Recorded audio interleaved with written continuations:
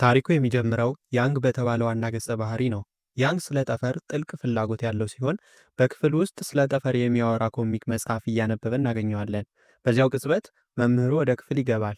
መምህሩም ላፍታ በመጽሐፉ ቢማረክም ወዲያው ግን ያንግ በትምህርቱ ላይ እንዲያተኩር ኮሚኩን ቀምቶ በቆሻሻ መጣያ ውስጥ ይጥለዋል። ያንግ በጣም የሚወደው አዲስ መጽሐፍ በመሆኑ በሁኔታው እጅግ ያዝናል። ከዚህ በኋላ ናን የተባለች አዲስ ተማሪ ወደ ክፍሉ ትቀላቀላለች። መምህሩ ራሷ እንድታስተዋውቅ ቢጠይቃትም ስሟን ብቻ ተናግራ ዝም ትላለች። መምህሩ መቀመጫ ባዶ ስለነበር ናን ከያንግ አጠገብ እንድትቀመጥ ያደርጋል። ናን ያንግን በትኩረት ስትመለከተው ያንግ ግን ወደ እሷ ዞር እንኳ አይልም። አእምሮ ሁሉ ያለው ቆሻሻ መጣያ ውስጥ በተጣለው መጽሐፉ ላይ ነው። ትምህርቱ ሲጀምር ናን የፈተና ጥያቄዎችን አይነት እንድታውቅ መምህሩ ያንግ የፈተና ወረቀቱን እንዲያሳያት ያዘዋል። ናን ውጤቱን ስታይ ግን ያንግ በትምህርቱ በጣም ደካማ መሆኑን ትረዳለች። ትዕይንቱ እዚህ ጋር ይቋረጣል። በማግስቱ ናን እናቷን ተሰናብታ ወደ ትምህርት ቤት ትወጣለች። አውቶቡስ ውስጥ ስትገባ ያንግን እዚያው አግኝታው ትገረማለች። ሰላም ልትለው ስትል በድንገት አውቶቡሱ ፍሬን ይይዛል። በዚህ ጊዜ ናን ሳታስበው የያንግን ፊት በእጇ ትነካዋለች። ናን ሆን ብላ ያደረገችው እንዳልሆነ ደጋግማ ይቅርታ ትጠይቀዋለች። ያንግ የወደቀባትን ዳቦ አንስቶ በዝምታ ይሰጣታል። ዳቦውን ተቀብለው ሳለ አውቶቡሱ በድጋሚ ይናወጣል። ያንግ ተበሳጭቶ ለምን ከኔ ራቅ አትይም? ሌላ የምትቆሚበት ቦታ እኮ አለ በማለት በቁጣ ይናገራታል። ናን በያንግ ንግግር ተከፍታ ወዲያውኑ ትርቃለች። ነገር ግን አውቶቡሱ መንገድ ላይ ስለተበላሸ ተሳፋሪዎች ሁሉ እንዲወርዱ ይደረጋል። ናን ለትምህርት ቤት አረፍዳለሁ ብላ ብትጨነቅም ያንግ ግን ግድ አልሰጠውም። ኮሚኩን እያነበበ በዝግታ ስለሄደ ትምህርት ቤት በጣም ዘግይቶ ይደርሳል። መምህሩም የት ነበርክ? ቤትህ ደውዬ ቀድመህ እንደወጣ ተነግሮኛል በማለት ይቆጣዋል። ያንግም መምህር አውቶቡሱ ተበላሽቶብኝ ነው፣ ከፈለጉ እኔ ጋር አብራኝ የነበረችውን ናንን መጠየቅ ይችላሉ ይላል። መምህሩ ግን ናን ቀድማ መታ ክፍል ውስጥ ተቀምጣ እንደነበር ያሳየዋል። ያንግ የሚመልሰው አጥቶ ይቀጣል። ከክፍሉ በኋላ ያንግ ናንን እንዴት በሰዓቱ ልደርሽ ይቻልሽ ብሎ ሲጠይቃት ናን በታክሲ መጣሁ ስትል መለሰችለት። በዚያው ቅጽበት የያንግ ጓደኛ ሺን መጥቶ ስለ ትምህርት ቤቱ የሩጫ ውድድር ይነግረዋል። ያንግን በተናናሾች የመሸነፍ አልፈልግም በሚል ምክንያት ለመሳተፍ ፈቃደኛ አልሆነም። ናን ይህንን ሰምታ ትስቃለች። ያንግ ለምን ትስቂያለሽ ብሎ ሊቆጣት ሲል መምህሩ ያስቆመውና እንግሊዝኛ ጥያቄ ይጠይቀዋል። ያንግ በጣም ደካማ በሆነበት ትምህርት ትክክለኛውን መልስ መስጠት ስላልቻለ ክፍሉ በሙሉ በተለይም ናን ትስቅበታለች። በኋላ ያንግ ወደ ቤቱ ሲመለስ ወላጆቹን እናገኛለን። አባቱ በስልክ ጥሪ ተጠምደዋል። እናቱ ደግሞ ያንግን በግድ ብዙ ምግብ እንዲበላ ታስጨንቀዋለች። ያንግ ሊያጠና ወደ ክፍሉ ገብቶ ኤፍኤም ሬዲዮ ሲከፍት ስለ ጠፈር ምን እንደሚመስልና እዚያ ምን እንደሚከናወን የሚገልጽ ፕሮግራም ይሰማል። በዚያው መሃል በዜና እረፍት ላይ በነገው የትምህርት ቤት የሩጫ ውድድር አሸናፊ ለሚሆን ተማሪ ቴሌስኮፕ በስጦታ እንደሚሰጥ ይፋ ይደረጋል። ያንግ ይህን ሲሰማ በድንጋጤና በከፍተኛ ደስታ ተዋጠ። በማግስቱ ትምህርት ቤቱ ብዙ ተማሪዎች ለውድድሩ ተዘጋጅተዋል። ሺን ያንግ አይመጣም ብሎ አስቦ ነበር። ነገር ግን ነገሩ ከቴሌስኮፕ ጋር የተያያዘ ስለሆነ ያንግ በሙሉ ኃይልና ተነሳሽነት ተገኘ። ናንም በውድድሩ ተሳታፊ ስለነበረች መጣች። ናን ሰውነቷን ለማሟሟቅ እንቅስቃሴ ስታደርግ ያንግ ይረበሻል። ስለዚህ እሷን ለማበሳጨት ሲል የእሷን እንቅስቃሴ መኮረጅ ይጀምራል። በመጨረሻም ውድድሩ ተጀመረ። ሁሉም በሙሉ ፍጥነት ይሮጣሉ። አንዴ አንዱ ይቀድማል፣ ሌላ ጊዜ ደግሞ ሌላኛው። ነገር ግን የናን የክፍል ጓደኛ ዩዋን በድንገት የአለርጂ ህመም ተነሳባት። ናን ውድድሩን አቋርጣ ወዲያውኑ ጓደኛዋን ለመርዳት ቆመች። በዚህ መሃል ያንግ አቋራጭ መንገድ ተጠቀመ። ሺንም ተመሳሳይ ነገር ለማድረግ አስቦ ነበር። ነገር ግን መምህሩ በአቅራቢያው ስለነበሩ ማጭበርበር አልቻለም።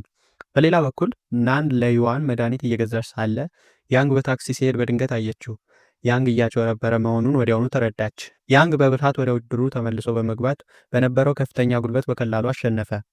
አንደኛ በመውጣቱ በትምህርት ቤቱ ጋዜጣ ላይ ጭምር ዜናው ተዘገበ። ያንግ እና ሺን ማታ ቴሌስኮፑን እንደሚያገኙ በማሰብ በጣም ተደስተው ነበር። ፓርሰሉን ሲከፍቱት ትልቅ ቴሌስኮፕ ውስጡ አገኙ። ሁለቱም ከመጠን በላይ ተደሰቱ። በዚያው ቅጽበት ግን የያንግ አባት ከታች ፎቅ ሆኖ በጩኸት ጠራው። መምህሩ ያንግ ውድድሩን ያሸነፈው ታክሲ ተጠቅሞ በማጭበርበር መሆኑን ለአባቱ አስቀድሞ ነግሮት ነበር። ይህንን የሰማው የያንግ አባት ልጁን ሊደበድበው ሆነ። እናቱ ልጇን ለመከላከልና ለማስቆም ብትሞክርም አባቱ ሊሰማት አልቻለም። በመጨረሻም ቴሌስኮፑን በመጋዘን ውስጥ ቆለፈበት። ያንግ በተስፋ መቁረጥ ሆኖ ቢያለቅስም ምንም ሊለወጥ አልቻለም። ማጭበርበሩን የምታውቀው ናን ብቻ ስለነበረች ለሰው ሁሉ የነገረችው እሷ ናት ብሎ ያንግ አሰበ። በማግስቱ ጀምሮ ያንግ በናን ላይ በቀል መውሰድ ጀመረ። በተለያዩ መንገዶች ያስቸግራት ገባ። በአንድ ወቅት የምሳ እቃዋ ውስጥ የሆነ ነገር ደብቆ ጨመረባት። እሷም ስትቀምሰው አስጠልቷት ተፋችው። ሌላ ጊዜ ደግሞ የናንን የፈተና ወረቀት መልሶችን በሙሉ ዲ በማድረግ ውጤቷን አበላሸው። አንዳንዴም ወደ ትምህርት ቤት እንዳትመጣ በማሰብ ባስ ውስጥ ልትገባ ስትል ሆን ብሎ ይገፋት ነበር። አንድ ቀን ያንግ ከጓደኞቹ ጋር እየተጫወቱ ሳለ ናን በዚያ ስታልፍ አያት። ወዲያውኑ ተከትሏት በመሄድ በጽዳት መወልወያ መንገዷን ዘጋባት።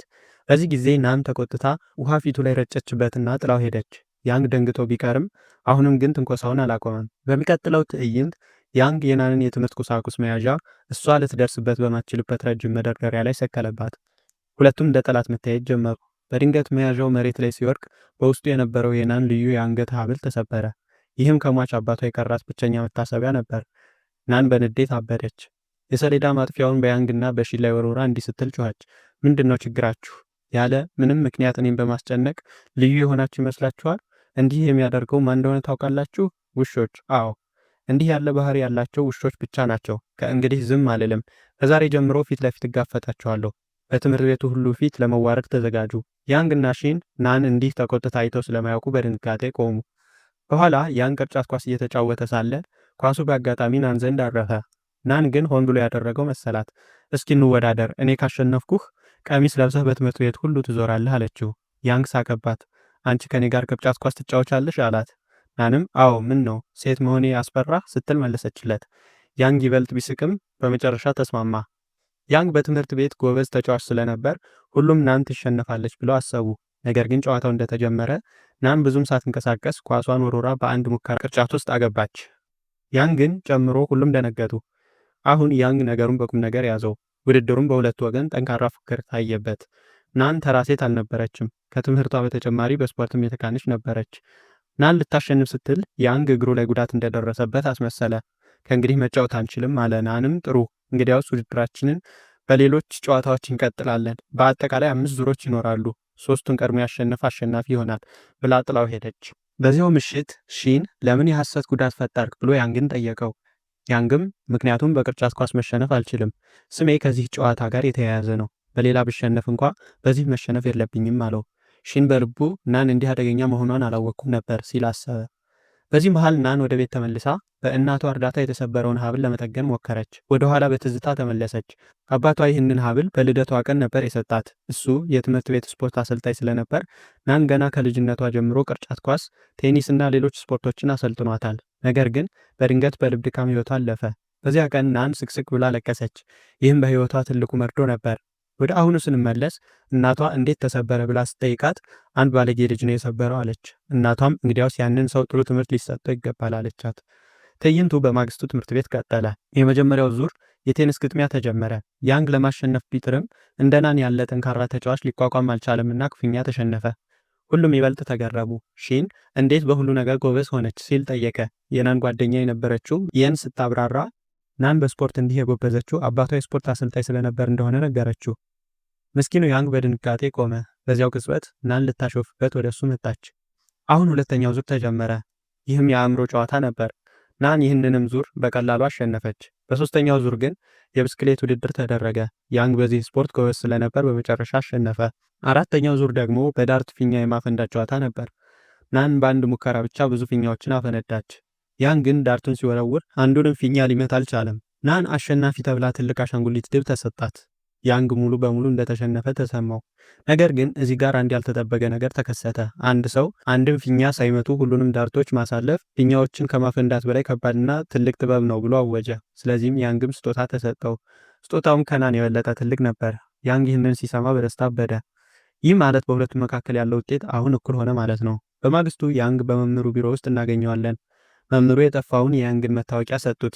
ያንግ ደንግጦ እንዴት እጃችሁ ገባ ሲል ጠየቀ። መምህሩም በውድድሩ ቀን ታክሲ ስትጠቀም መታወቂያህን እዚያው ረስተው ነበር፣ የታክሲ ሹፌሩ አምጥቶ ሰጠኝ፣ ያንን ያጭበረበርክ መሆኑን ያወቅኩት አሉት።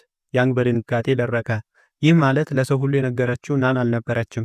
እሷ ንጹሕ ነበረች፣ እሱ ግን ያለ ጥፋቷ ሲያስጨንቃት ነበር። ያንግ የጥፋተኝነት ስሜት ተሰምቶት ወዲያውኑ ናንን እንድታገኘው ጠራ። ስለተፈጠረው አለመግባባቱን ይቅርታ ጠየቃት። ያን ቀን ቴሌስኮፑን በጣም ፈልጌው ስለነበር ነው ያጭበረበርኩት ብሎ ተናዘዘ። ናንም ይቅር አለችው። በመጨረሻም ጠባቸው አበቃ። ነገር ግን ያንግ በጣም አስቸግሯት ስለነበረ በውርርዳቸው መሰረት ቅጣቱን መፈጸም ነበረበት። በማግስቱ ያንግ ቀሚስ ለብሶ ትምህርት ቤት መጣና በሁሉም ፊት እንደ ሴት መሆን ጀመረ። ተማሪዎቹ ሁሉ በተለይም ናን በሳቅ ፈነዱ።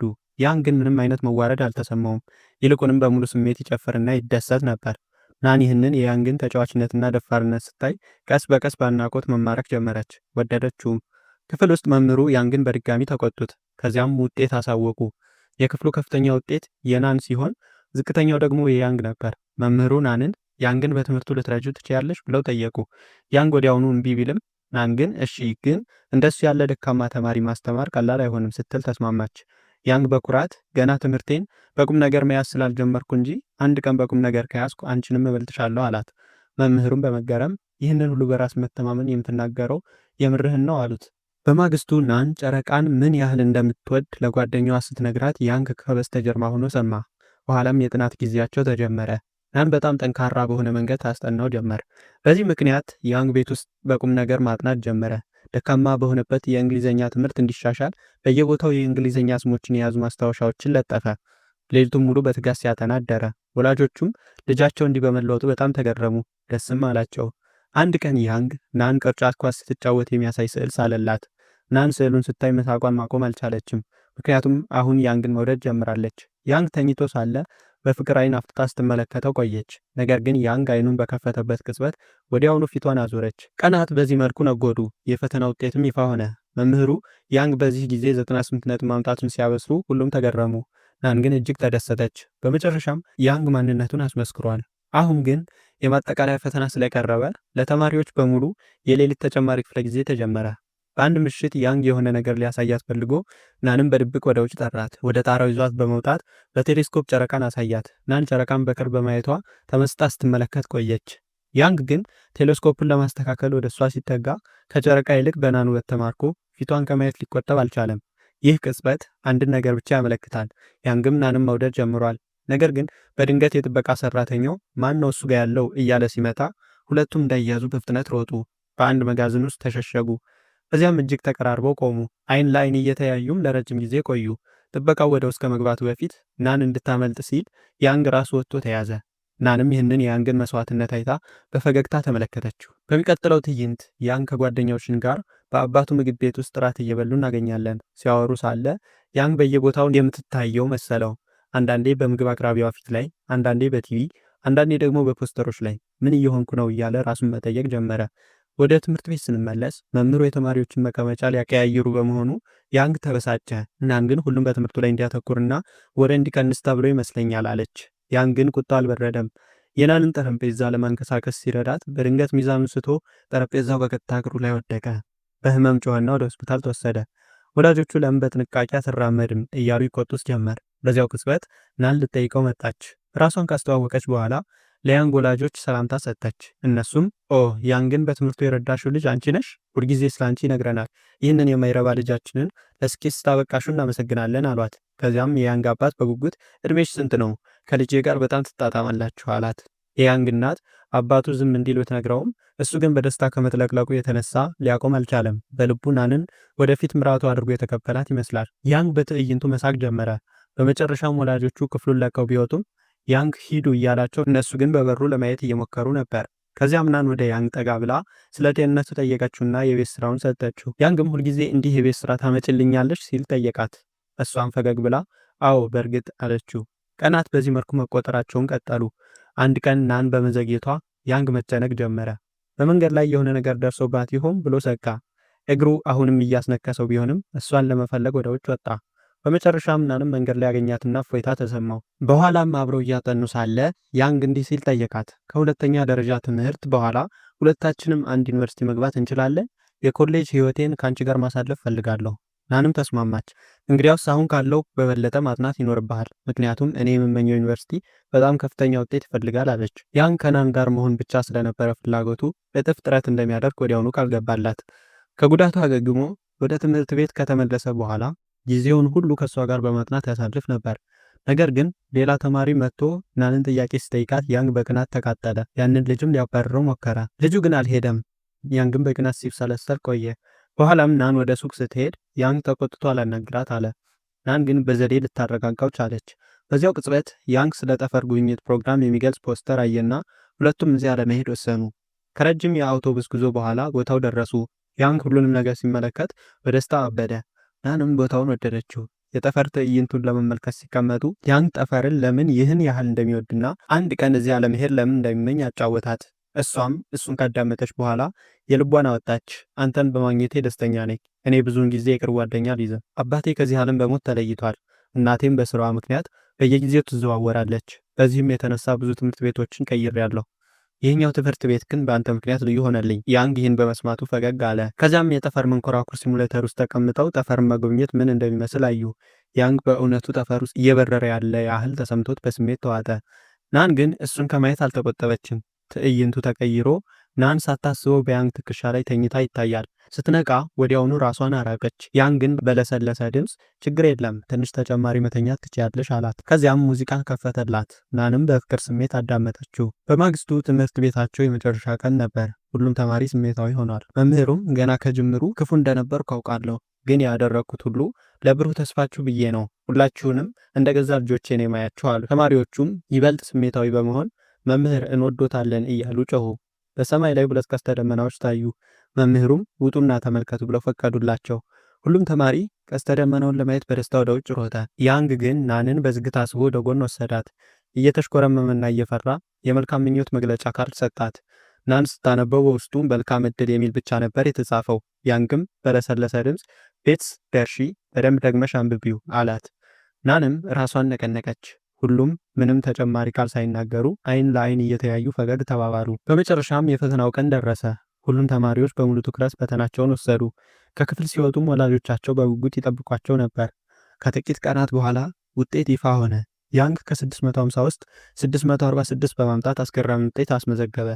አባቱ በልጁ ስኬት ከመደሰቱ የተነሳ በምግብ ቤቱ ላሉ ደንበኞች በሙሉ በነፃ ምግብ ጋበዘ። ያንግ ግን ደስተኛ አልነበረም። ምክንያቱም ናን ለጥሪውም ሆነ ለላከላት መልእክቶች ምላሽ አልሰጠችውም ነበር። ስለዚህ በቀጥታ ወደ ቤቷ ሄደ። እዚያ ለመጀመሪያ ጊዜ የናንን እናት አገኛቸው። እናቷ ናን 607 እንዳመጣች ነገሩት። ውጤቱ ጥሩ ቢሆንም ወደምትመኘው ዩኒቨርሲቲ መግባት ስለማትችል ግን በጣም አዝናለች። ያንግ ወደ ናን ክፍል በር ጠጋ ብሎ እንድትወጣ ቢለምናትም ፈቃደኛ አልሆነችም። በውስጥ ሆና ስቅስቅ ብላ ታለቅስ ነበር። ያንግ ግን ተስፋ ሳይቆርጥ በማግስቱ ተመልሶ መጣ። በመጨረሻም ናን አገኘችው። ለያንግ የእንኳን ደስ አለህ መልእክቷን ካስተላለፈች በኋላ ከእንግዲህ በአንድ ዩኒቨርሲቲ መማር አንችልም አለችው። ያንግ ደንግጦ እኔ አንቺ የምትመኚው ወደ ነበረው ዩኒቨርሲቲ ገብቻለሁ፣ ግን እዚያ መሄድ አልፈልግም። አንቺ በምትሄጂበት ቦታ ሁሉ እከተልሻለሁ አላት። ናን ግን በትምህርትህና ወደፊት ህይወትህ አትቀልድ ብላ ከሰሰችው።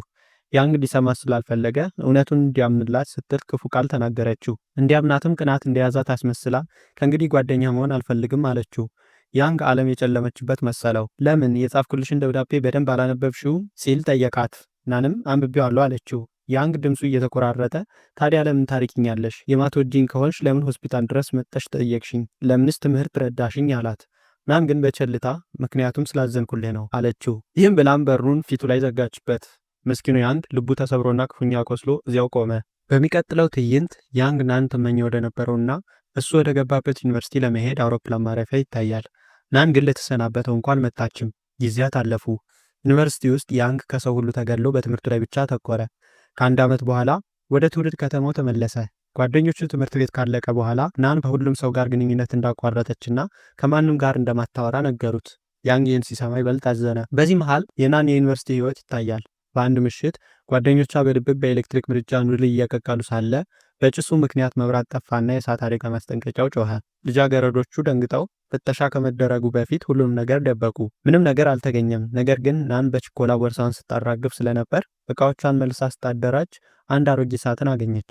በውስጡም ያንግ በትምህርት ቤታቸው የመጨረሻ ቀን የሰጣት ካርድ ነበር። ናን ካርዱን በፍቅር ስሜት ይዛ ስትመለከት በውስጡ የሆነ ስዕል አየች። በካርዱ ውስጥ ያለው አሻንጉሊት ወደሆነ ቦታ ይጠቁማል። ናንም በደንብ ስትመለከት በካርዱ ውስጥ በድብቅ የተቀመጠ የፍቅር ደብዳቤ አገኘች። ቀድሞ እዚያ መኖሩን ስላላየች በጣም ደነገጠች። እየተንቀጠቀጠችም ማንበብ ጀመረች። በእውነቱ ከሆነ በትምህርት ቤቱ የመጨረሻ ቀን ያንግ በደብዳቤው ውስጥ ስሜቱን በሙሉ ዘርዝሮ ነበር። ናን የህይወት አጋሩ እንድትሆን እንደሚፈልግ ጭምር ጽፎላት ነበር።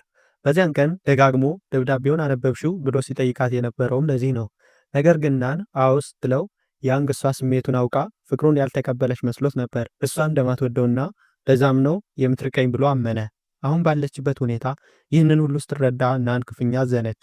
ወዲያውኑ ለያንግ በመደወል አስባ ነበር። ነገር ግን በሐሳብ ተውጣ ቆመች። በዚህ መሃል ያንግ ከቡድኑ ጋር በአንድ ትልቅ ፕሮጀክት ላይ ተጠምዶ ነበር። ለስኬት የመጨረሻው ደረጃ ላይ ደርሶ ሳለ በድንገት ስልኩ ላይ ከናን መልእክት መጣ። እጆቹ ፈዘዙ። መልእክቱን ሲያይ ማመን ስላልቻለ ስራውንም አበላሸው። ከእንዲህ ያለ ረጅም ጊዜ በኋላ ናን አስታወሰችው። መልእክቱም ከ3 ቀን በኋላ ልንገናኝ እንችላለን የሚል ነበር። ያንግ ሲያነበው በፈገግታ ተሞላ። በአጋጣሚ ያ ቀን የመንኮራኩር ማስወንጨፊያ ቀን ነበር። ሁለቱም አብረው ለማየት ይመኙት የነበረው ቀን። ከ3 ቀናት በኋላ ያንግ እሷን ለማግኘት ብቻ ወደ ትውልድ ከተማው መጣ። መጀመሪያ ምን እላታለሁ እያለ ይጨነቅ ነበር። ነገር ግን ናን ብቅ አለች። ልክ እንደ ድሮው በረጋ መንፈስ ሰላምታ ሰጠችው። የያንግ ልብ በደስታ ፈነጠቀ። በአጋጣሚ ሁለቱም ተመሳሳይ ቲሸርት ለብሰው ነበር። ይህም ይበልጥ አስደሰተው። አብረው ቆሙ። ያንግ ለምን በድንገት ልታገኘ ፈለግሽ ሲል ጠየቃት። ናን አይኖቿን ዝቅ አድርጋ በለሰለሰ ድምፅ ይቅርታ ልልህ ስለፈለግኩ ነው፣ ያኔ በንግግሬ በጣም አሳዝኜህ ነበር አለችው። በመጨረሻም ይቅርታ የሚለውን ቃል ተናገረች። ያንግም በጭራሽ እንዳልተቀየማት በመግለጽ አረጋጋት። መንኮራኩሩ ከመወንጨፉ በፊት ያንግ በመንኮራኩሩ ሲሙሌተር ውስጥ አብረው ያዳመጡትን ሙዚቃ ከፈተው። ናን ያንን ስትሰማ የድሮ ትዝታዎቻቸው ሁሉ እየተቀሰቀሱባት ስሜታዊ ሆነች። በድንገት ሙዚቃው ቆመና ያንግ በገዛ ድምፁ ዘፈኑን ሲዘፍንላት ሰማች። ያንግ አንድ ቀን ይህንን ዘፈን እንደሚዘፍንላት ቃል ገብቶላት ነበር። አሁን ቃሉን ስለጠበቀላት ናን በደስታ ሳቀች። ያንግም አብሯት ሳቀ። በመሃል ያንግ እያሾፈባት አዲስ ኮሌጅሽ ውስጥ ፍቅረኛ ሳታገኝ አትቀሪም እስካሁን አላት። ናን ግን ፈገግ ብላ ራሷን ነቀነቀች። አይ እስካሁን ድረስ ብቻዬን ነኝ አለችው። ያንግ ይህንን ሲሰማ የተስፋ ጭላንጭል ታየው። በመጨረሻም የመቁጠሪያው ሰዓት አበቃ። ሁለቱም መንኮራኩሩ ወደ ሰማይ ሲወነጨፍ በጥልቅ ስሜት ተመለከቱ። አብሮ መንኮራኩር የማየት ህልማቸው በመጨረሻ ተሳካ። በዚህ አስማታዊ ቅጽበት ያንግ በድጋሚ ፍቅሩን ሊገልጽላት ሲል ናን ቀድመው እወዳለሁ አለችው። ያንግ በድንጋጤ ቆመ። በደስታ ተዋጠ። እሷም ትወደው ነበር። ወደ ኋላ በትዝታ ስንመለስ መጀመሪያ ትምህርት ቤት የገቡበት ቀን ታየ። ናን ወደ ክፍሏ ከመሄዷ በፊት ወደ አንድ ሱቅ ጎራ ብላ ነበር። በዚያም አንዳንድ ዕቃዎችን ለማንሳት ተቸግራ ሳለ ያንግ መጥቶ ረዳት። ገና በመጀመሪያ እይታ ልቧ በሱ ተማረከ። አይኖቿንም ከሱ ላይ መንቀል አልቻለችም ነበር። በኋላም መምህሩ ክፍል ውስጥ ከያንግ አጠገብ እንድትቀመጥ ሲያደርጓት ደስታዋ እጥፍ ሆነ። ናን ያንግን በድብቅ መውደድ የጀመረችው ገና ከዚያች ቅጽበት ጀምሮ ነበር። በትምህርት ለመርዳት በሁሉም ፊት ፈቃደኛ ሆና የቀረበችውም ለዚህ ነበር። መምህሩም የያንግ የግል አስጠኛ ያደረጓት። ያንግ ወደ የትኛውን ቦታ አብራው እንድትሄድ ሲጠይቃት ሁልጊዜም በደስታ ተስማማ የነበረው ለዚህ ነው። ሁልጊዜም ለሱ ቅርብ መሆን ትፈልግ ነበር። ወደ አሁኑ ጊዜ ስንመለስ ናን እና ያንግ በመጨረሻ እውነተኛ ፍቅራቸውን አግኝተው እጅግ ደስተኞች ሆኑ። በዚህ መልካም ፍጻሜ ድራማው እዚህ ጋር ያበቃል።